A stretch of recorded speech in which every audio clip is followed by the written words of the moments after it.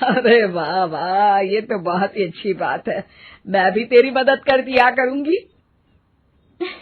वाह माँ जी, तब तो मजा आ जाएगा। अब हम दोनों मिलकर खूब पैसे कमाया करेंगी। अब क्या था, सास बहू का काम चल पड़ा।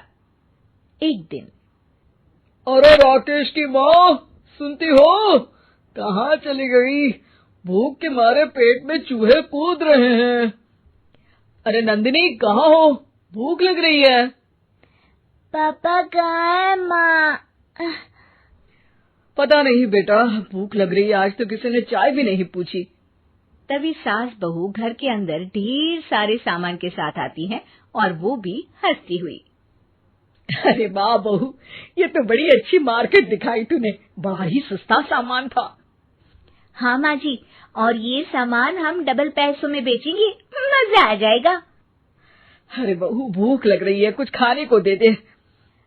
माँ, क्या बात है, आज किसी ने पापा को चाय भी नहीं दी? अरे बेटा, अब 40 साल में तेरे पापा ने क्या चाय बनाना भी नहीं सीखा? अरे बेटा, रहने दे अब इस बहस को। तुम लोगों ने वैसे बनाया क्या है? बहू परेशान हो जाती है और सास को अकेले में लेकर जाती है। माँ जी, आज तो हम लोगों ने खाना ही नहीं बनाया। अरे बेटा, बाहर के छोले भटूरों से पेट इतना भर गया कि याद ही नहीं रहा कि घर में ये लोग भी हैं खाना खाने के लिए। अब क्या किया जाए? तभी घर में एक महिला आती है। जी, वो सुना है आप लोगों की यहाँ साड़ी बिकती है, जरा दिखाएंगे क्या? हाँ हाँ, क्यों नहीं। माँ जी, आप इन्हें साड़ी दिखाइए, मैं तब तक पिताजी और इनके लिए खाने का इंतजाम करती हूँ। सास उस औरत को लेकर सामने वाले कमरे में चली जाती है जहाँ उन लोगों ने दुकान खोली थी। वहीं बहू भी किचन में चली जाती है।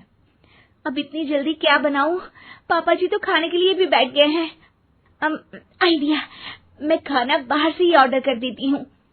थोड़ी देर में खाना आ जाता है और बहू टेबल पर खाना लगा देती है। हे भगवान, कितनी कड़वी दाल बनाई है बेटा। नहीं नहीं पिताजी, वो। क्या बात है नंदिनी, रोटी तो चबाई ही नहीं जा रही है, लग रहा है रबड़ खा रहा हूँ। एक तो इतने महंगे होटल से खाना मंगवाया और वो भी इन लोगों को पसंद नहीं आया। तभी सास नोट गिनती हुई बाहर आती है। वाह माँ जी, बड़ी कमाई हुई लगती है।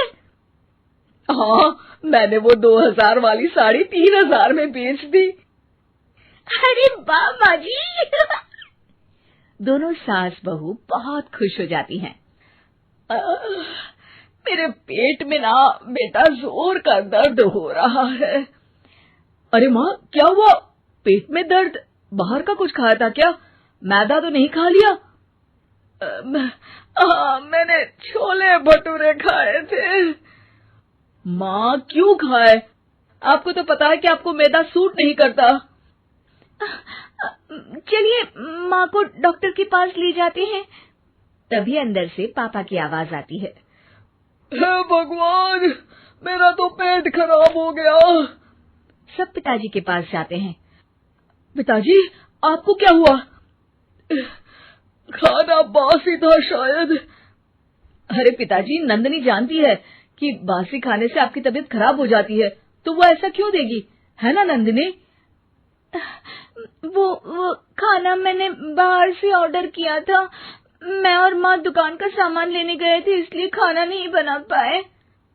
क्या नंदिनी, दुकान के चक्कर में तुमने तो सारे घर का हाल बिगाड़ रखा है। चलो अब माँ और पापा को लेकर अस्पताल चलते हैं। अस्पताल में जाने पर डॉक्टर कहते हैं, हाँ, इन दोनों को तो एक दिन के लिए एडमिट करना पड़ेगा।